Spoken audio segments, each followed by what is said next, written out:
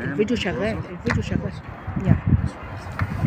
النهارده الدكتور رأفت الغول وقناة المحور وحسن الهلالي وشخصية من شربين متجمعين. يلا.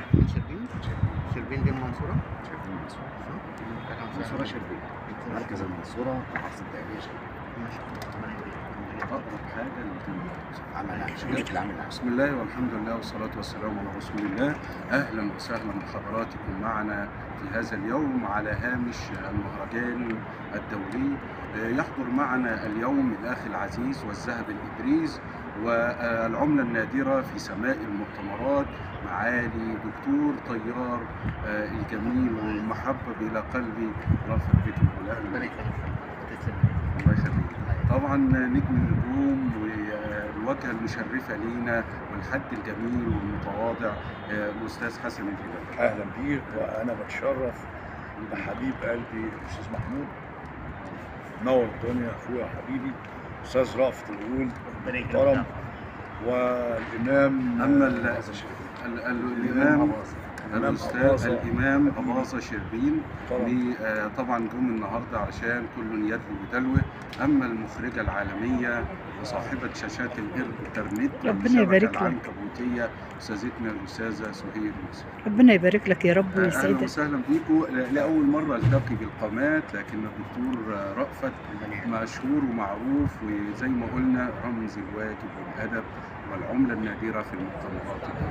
سنأخذ الآن كلمة من كل واحد موجود النهارده معانا قبل أن نصعد إلى هنا. يا دكتور. ربنا يخليك يا دكتور محمود، وشكرا جزيلا على الجملة الحلوة دي. دايما أنت الكومبليمون بتاعك ربنا يكرمك، وطبعا ده بيسعدني وبيشرفني دايما التعامل معاك.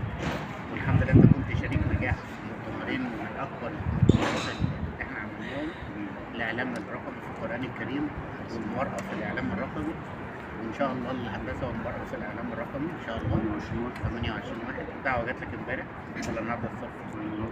7. لا عارف كل حاجه. على فكره هو من النوع المسيطر شويه، اذا جلس في مكان زانه واذا تكلم فاض العلم. لا، وعنده طيبه وحنان بجد والله. انا عنده طيبه وحنان، انا بحس انه اخويا حقيقي والله.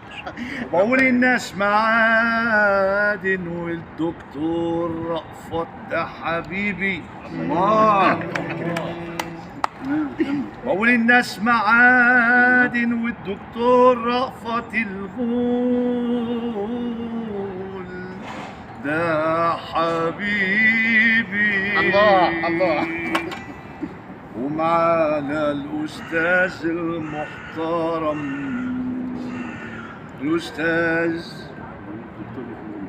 الدكتور محمود النجار، راجل كريم وعظيم. ومعانا رجل الأعمال الأصيل الإمام أباظة آل الشربين. ناس 100 متجمعين الأحباب، وأحلى تحية لحبيب قلبي الدكتور رأفت الغول حبيبي والله.